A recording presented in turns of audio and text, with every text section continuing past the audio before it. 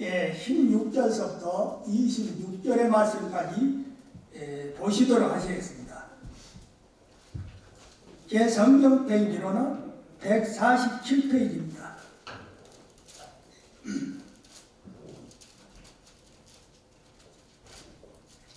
예, 16절서부터 26절까지 우리 다 같이 함께 읽어 가시도록 하시겠습니다. 다 같이 시작. 이르시되 가서 내 남편을 불러오라. 여자가 대답하여 이르되 나는 남편이 없나이다. 예수께서 이르시되 네가 남편이 없다 하는 말이 옳도다. 너에게 남편 5이 있었고 지금 있는 자도 네 남편이 아니니 네 말이 참되도다. 여자가 이르되 주여 내가 보니 선지자로소이다. 우리 조상들은 이 산에서 예배하였는데 당신들의 말은 예배할 곳이 예루살렘에 있다 하더이다. 예수께서 이르시되 여자여 내 말을 믿으라. 이 산에서도 말고 예루살렘에서도 말고 너희가 아버지께 예배할 때가 이르리라. 너희는 알지 못하는 것을 예배하고 우리는 아는 것을 예배하노니 이는 구원이 유대인에게서 남이라. 아버지께 참되게 예배하는 자들은 영과 진리로 예배할 때가 오나니 곧 이때라. 아버지께서는 자기에게 이렇게 예배하는 자들을 찾으시느니라. 하나님은 영이시니 예배하는 자가 영과 진리로 예배할지니라. 여자가 이르되 메시아 곧 그리스도라 하는 이가 오실 줄을 내가 아노니 그가 오시며 모든 것을 우리에게 알려주시리라. 예수께서 이르시되 네게 말하는 내가 그라 하시니라. 아멘. 예, 오늘 말씀은 16절에서 26절에 나온 내용으로서 함께 은혜를 받고자 합니다. 예배 중심의 삶의 신앙이란 말씀으로 은혜를 나누기를 원합니다. 우리의 삶 속에 많은 사람들을 우리는 만나면서 살아갑니다. 그러나 우리는 실망을 느끼게 되는 때가 종종 있습니다. 왜 그럴까요? 그 사람의 겉모양은 아무리 좋게 보여도 속 모양이 잘못되어 있기 때문입니다. 그러나 우리는 예수님을 만나볼수록 새롭고도 감격스러우며 소망을 갖게 되는 것입니다. 그것은 예수님께서 하나님의 아들이시요 그 본질은 하나님이시기 때문인 것입니다. 이 사마리아 수가 동네 여인은 처음에 예수님이 사마리아 사람들을 없인 여기는 유대인의 남자라고 하면 생각을 했던 것입니다. 하지만 예수님께 대한 차츰 영적 눈을 뜨게 되는 것입니다. 그리고 예수님께서 결정적인 순간에 남편을 불러오라는 충격적인 말씀을 하시는데 이것은 여인을 구원하는 결정적인 계기가 되었습니다. 여인은 숨기고 싶은 자신의 과거를 고백하는 순간에 예수님께 대한 영적 눈을 더욱 크게 뜨였기 때문인 것입니다. 이제 이 사마리아 여인은 예수님에 대한 어떤 단순한 유대인 남자보다도 또는 야곱보다도 더 큰 사람이 아닌 신비스러운 존재, 즉 선지자가 아닐까 하는 생각을 갖게 되는 것입니다. 동시에 이 여인의 마음속에 변화가 일어나기 시작합니다. 우리도 마음으로 하나님을 인정하는 순간부터 큰 변화를 경험하게 되는 것입니다. 예전에 경험하지 못했던 새로운 감정이 우리의 자신을 사로잡는 것입니다. 20절의 말씀을 보겠습니다. 우리 조상들은 이 산에서 예배하였는데 당신들의 말은 예배할 곳이 예루살렘에 있다 하더이다. 여인은 하나님께 예배하고 싶은 마음이 있습니다. 예수님을 만나 대화를 나눠볼수록 자신도 모르는 사이에 그분께서 대화의 대상이 아니라 예배의 대상이라는 사실을 그가 깨달아가는 것입니다. 그런데 지금 이 여인은 예배에 대해서 혼란을 겪고 있는 중입니다. 자신의 조상들은 그리심산에서 예배하라고 하고 유대인들은 예루살렘에서 예배하라고 했기 때문인 것입니다. 놀라운 것은 이런 질문을 던지는 그 자체가 여인에게 기적 같은 사실이라는 것입니다. 물 기르러 대낮에 우물에 온 여인이 예수님을 만나 자신도 모르는 사이에 예배 문제에 대한 관심을 갖고 있었기 때문인 것입니다.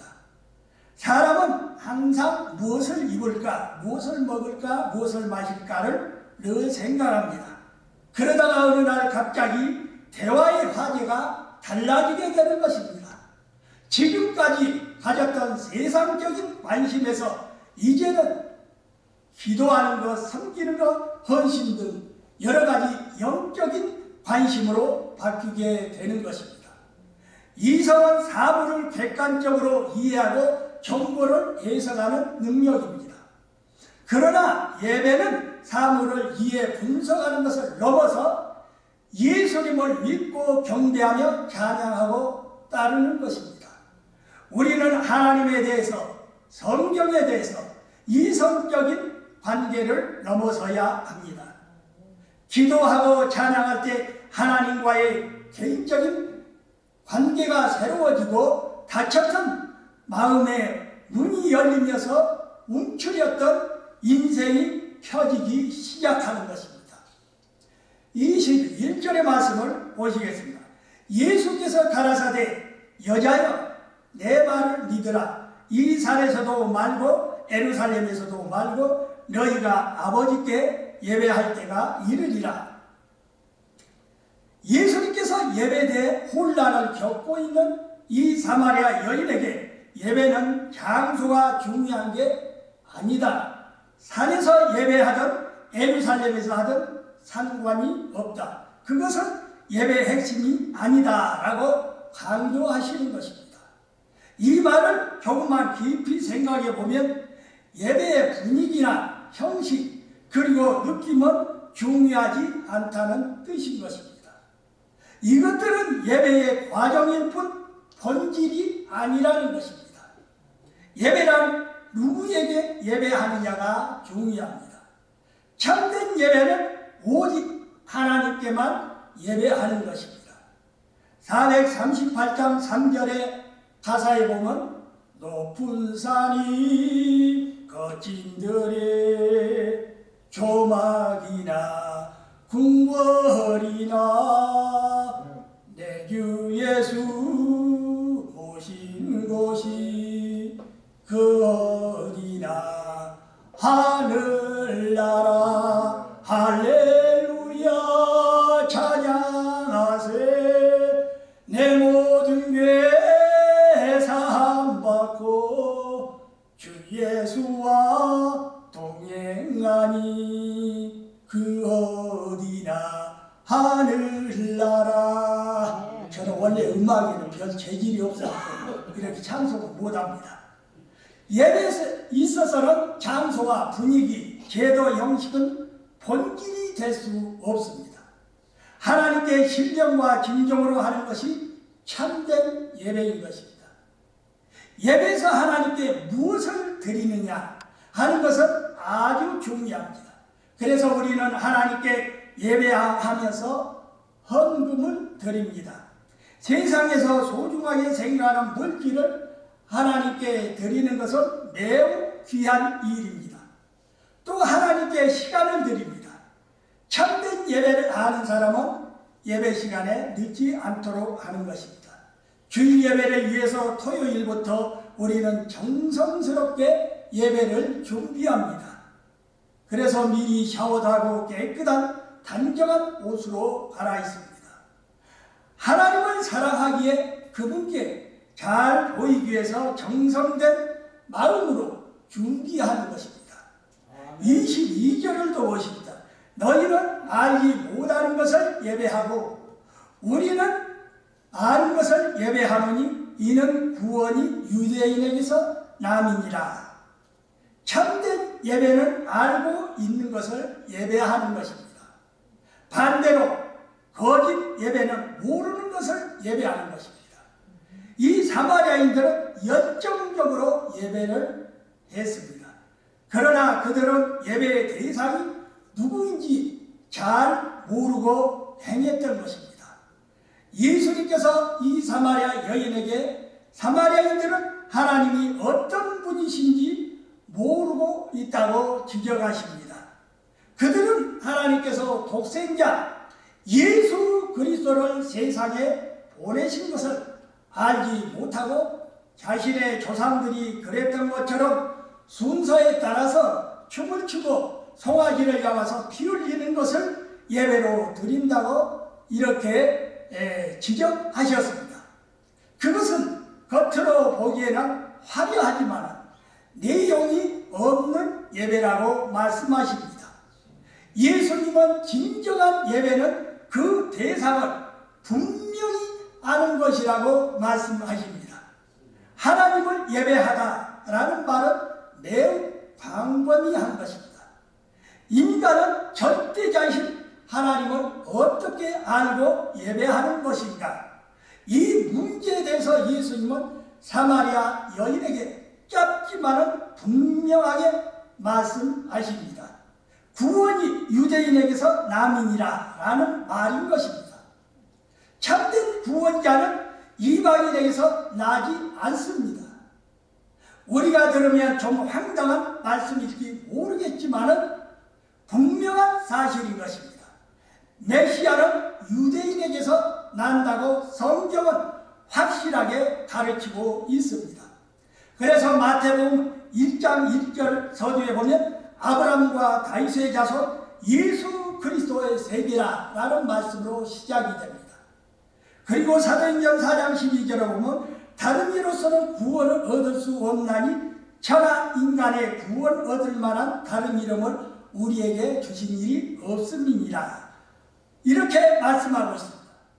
하나님은 자신을 세상에 계시하시고 인류를 구원하실 이방인을 통하지 아니하시고 아브라함과 다윗의 자손 즉 유대인의 자손에게서 메시아를 나게 하셨습니다. 따라서 예수님은 육신적으로 아브라함과 다윗의 계보를 잇고서 탄생을 하셨습니다.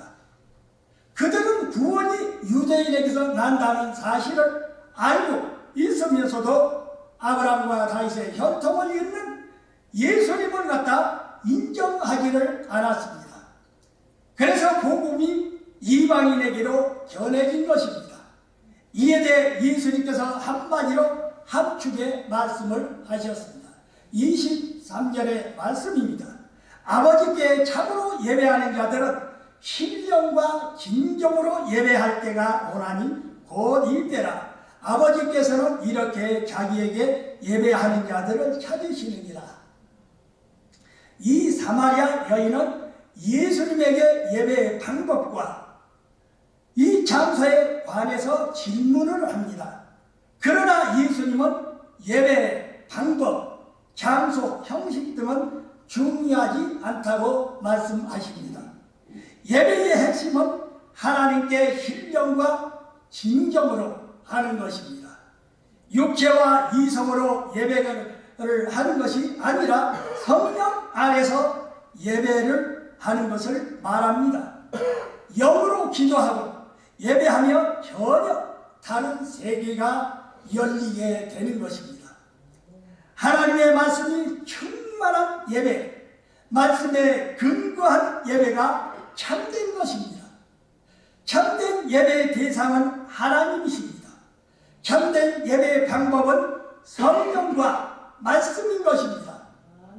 우리가 참된 예배를 드릴 때 하나님의 놀라운 은혜와 능력들이 강물처럼 흘러 넘치게 되는 것입니다. 성령과 말씀이 하나가 되어 하나님께 하는 예배가 참된 예배인 것입니다. 아버지께 참으로 예배하는 자들은 신령과 진정으로 예배할 때가 오나니 곧 이 때라는 사실인 것입니다. 당시 유대인들의 말씀 중심의 예배, 사마리아인들의 열정적인 예배가 있었지만은 신령과 진정으로 하는 예배는 없었습니다. 그래서 예수 그리스도께서 이 땅에 오신 때가 예배를 완성하신 때라는 것입니다. 24절의 말씀을 또 보십시다. 하나님은 영이시니 예배하는 자가 신령과 진정으로 예배할지니라. 우리는 신령과 진정으로 예배해야 합니다. 신령과 진정으로 하는 예배가 가능한 이유는 예수 그리스도께서 이 땅에 오셨기 때문인 것입니다. 25절의 말씀을 또 보시겠습니다. 여자가 가로되 메시아 곧 그리스도라 하는 이가 오실 줄을 내가 아노니 그가 오시며 모든 것을 우리에게 보하시리이다. 이 사마리아 여인의 생각이 명확하고 이게 분명해지는 것입니다. 이 여자는 인류를 구원하실 그리스도에게 아주 집중합니다. 이에 대해 예수님께서 26절의 말씀을 통해 대답하십니다. 예수께서 이르시되 네게 말하는 내가 그로라 하시니라. 아마 예수님께서 자신이 그리스도라는 것을 밝혔을 때 이 사마리아 여인은 너무나도 놀란 나머지 아마 기절했을 것입니다. 이것이 예수를 만나는 광경인 것입니다. 우리는 처음 교회에 나와서 정말 마지못해 설교를 들으면서도 좋을 때가 많이 있습니다. 또 헌금하면서도 속으로는 짜증도 내기도 하고 남들이 하니까 마지못해서 구제 봉사도 따라서 합니다.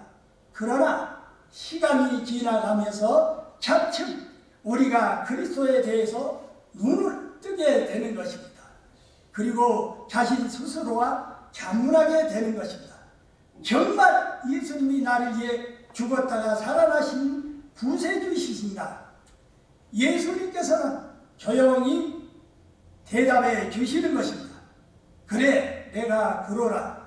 어느덧 나의 눈에서 눈물이 흐르고 마음에 큰 변화가 일어나는 것입니다. 그분이 살아계신다 라고 고백하게 되는 것입니다.